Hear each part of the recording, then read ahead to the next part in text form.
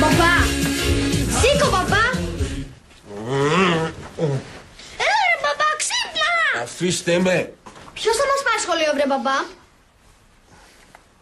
Πάτε το αυτοκίνητο. Δεν οδηγώ, 12 χρονών είμαι. Ας οδηγήσει ο μικρός τότε. Ο μικρός λέγεται μικρός γιατί είναι ακόμα πιο μικρός. Έλα βρε παπά, ξύπνα! Αλλά πηγαίνετε κάτω να φάτε πρωινό και θα κατέβω σε λίγο. Μην αργήσεις πάλι, κάθε μέρα χάνουμε τις 2 πρώτες ώρες. Θα μείνουμε από απουσίες. Δεν μένετε. Έχω ένα φίλο στο Υπουργείο Συγκοινωνιών. Ξέρει ένα Πακιστανό που πλαστογραφεί διαβατήρια. Παπά, ακούς τι λες, ξύπνα! Δεν μπορώ, λέμε. Να πείτε στη μαμά σας να σας πάει σχολείο. Μαμά, σε έχει παρατήσει εδώ και 2 μήνες. Σοβαρά μιλάς? Εντάξει, ξύπνησε. Άλλοι φωνές. Ναι, οι φωνές σε πειράξανε που κοιμάσαι κάθε βράδυ με το Χόμπιτ αστεφάνωτη. Αυτό δεν σε πειράζει. Ντροπή βρε μπροστά στα παιδιά. Μπα, δεν τρέχει τίποτα. Σχολεία ακούμε χειρότερα. Μαμά, σε έχω παρακαλέσει 1000 φορές να μην αποκαλείς το Γεράσιμο Χόμπιτ. Εγώ φταίω που είναι σαν κόνο στις τροχές. Μαμά, μην την ακούς αγάπη μου. Κούκλος είναι ο Γεράσιμος. Μην την ακούς αγάπη μου, έχει να το κάνει το Πάσχα και τις φαίνονται όλοι κούκλοι. Εγώ έχω να το κάνω το Πάσχα. Εσύ. Και μάλιστα το πρώτο Πάσχα. Το 33 μετά Χριστόν.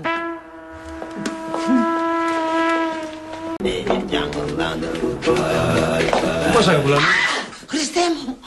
Όχι, δεν είμαι, εγώ είμαι. Σε μπέρδεψαν τα μουσια. Καλά, εσύ δεν είχες φύγει για το γραφείο? Και εδώ που είμαι, δεν δουλεύω. Συνέχεια δουλεύω, μωρό μου. Όλο στα τηλέφωνα είμαι. Όλη μέρα στα τηλέφωνα για να σας στάγωνα στο πιάτο. Έλα μέσα, θέλω να σου μιλήσω. Τι έκανα πάλι? Τι δεν έκανες να λες? Έρχεται θύελλα στο σπίτι μας. Τι θύελλα? Τροπική καταιγίδα. Τσουνάμι ολόκληρο και εσύ στην κοσμάρα σου. Κοίτα, επειδή ξέρω το θέμα στο οποίο αναφέρεσαι. Σώπα μωρέ. Έμαθες κι εσύ να ξέρεις. Λαμπρινή, το ξαναλέω. Εμένα δεν μ' αρέσει να ανακατεύουμε στα προσωπικά της κόρης μας. Τέτοιος ήσουν πάντα. Ευθυνόφοβος. Εσένα εάν σε καλούσαν να πας στο Βιετνάμ, εμένα θα έστελνες. Η Χριστίνα τώρα πια είναι μεγάλη κοπέλα. Μπορεί να επιλέγει μόνη της. Αυτό ακριβώς λέω κι εγώ, και είχε επιλέξει τον Νίκο μας.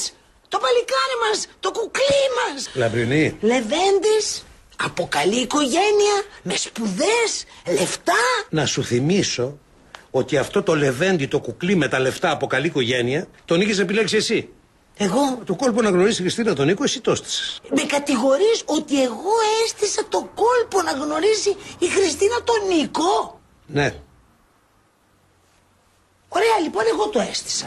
Γιατί νοιάζομαι για την ευτυχία του παιδιού μου. Ο Γεράσιμος είναι μια χαρά παιδί. Είναι ικανός, εργατικός και το πιο σπουδαίο απ' όλα αγαπάει τη Χριστίνα. Τι να σου πω, μωρέ, τι να σου πω. Τι να σου πω. Α, ένα θα σου πω. Δεν φταίει κανείς. Εγώ φταίω που σε κάλεσα στο γάμο μου. Εγώ θα λείψω για 2 ώρες. Αν με πάρει κανείς τηλέφωνο. Κανείς θα σε πάρει. Ναι, τέλος πάντων να με πάρει στο κινητό.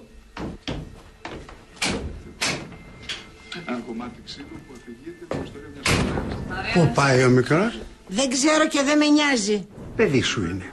Δεν είναι παιδί μου και στο λέω εδώ και χρόνια. Μαλακία θα έγινε στο μεευτήριο. Αποκλείεται να βγει και από μένα αυτό το βλαμένο. Έτσι έλεγα και εγώ για σένα και την αδερφή σου και ορίστε που καταντήσατε. Γρίας γυναίκες και μένετε ακόμα στο σπίτι μου. Πατέρα, άσε με να δω το σύριαλ, γιατί στο λέω το βράδυ θα ρίξω υδροκιάνιο στη σούπα σου. Δεν έχει σύριαλ τώρα. Κάλεσα 2 φιλαράκια να παίξουμε ποδοσφαιράκι. Τι φιλαράκια πάλι? Συμμαθητές μου. Μπορείς να μου πεις σε παρακαλώ ότι στο διάλογο έχουν πάθει αυτοί οι συμμαθητές και ζουν ακόμα?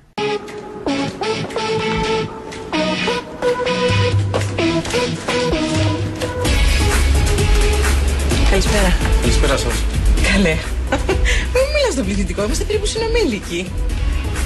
Η μητέρα μου εχθές έγινε 42 ετών. Επιμένετε ακόμα πως είμαστε συνομήλικοι? Δώσε μου σε παρακαλώ ένα PC που να έχει και web κάμερα αμέσως, να βγάλεις γλώσσα. Καθίστε στο 5. Ποιο είναι το 5? Αυτό εκεί ανάμεσα από τους 2 συμμαθητές σας που παίζουν. Ευχαριστώ πολύ. Τι ρεζιλίκια είναι αυτά, μου λες? Τι ρεζιλίκια? Να τραπεζώνουμε ένα ρεμπεσκέ που κοιμάται με την κόρη μας χωρίς να έχουν βάλει στεφάνι. Γιατί βρε αγάπη μου?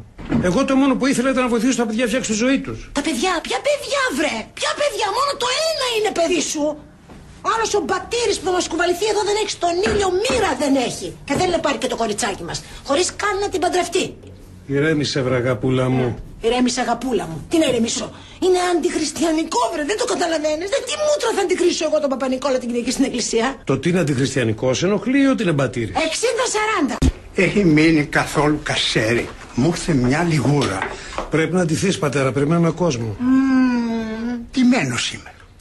Όχι, λέω, πρέπει να ρίξεις κάτι πάνω σου. Περιμένουμε τον Γεράσιμο. Ποιος είναι ο Γεράσιμος και ποιος τον κάλεσε στο σπίτι μου?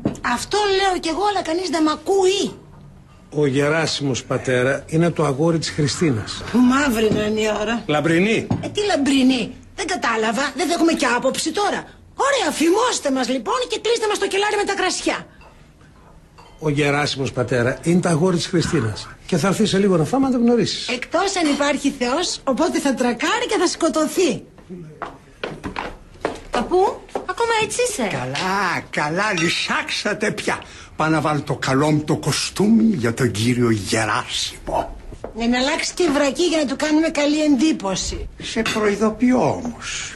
Αν είναι κανένας μαλακομπούμπουρας σαν τον πρώην σου τον Νίκο, θα τον βγάλω και θα μείνω με το σόβρακο. Ο Νίκος είναι ένας αδαμάντινος νεαρός πατέρα και οικονομικά ανεξάρτητος πατέρα. Και απορώ πως μερικές εδώ μέσα δεν βλέπουν την τύχη τους. Μαμά. Και τι να είναι αυτό το παλικάρι μέσα στο σπίτι μας, τραπεζώνουμε το Χόμπιτ. Τώρα πρέπει να την κάνουμε αυτή τη συζήτηση. Πάντα υπάρχει χρόνος για να ακουστεί η φωνή της λογικής. Θα πατήσει κανείς το τηλέφωνο? Μάλιστα.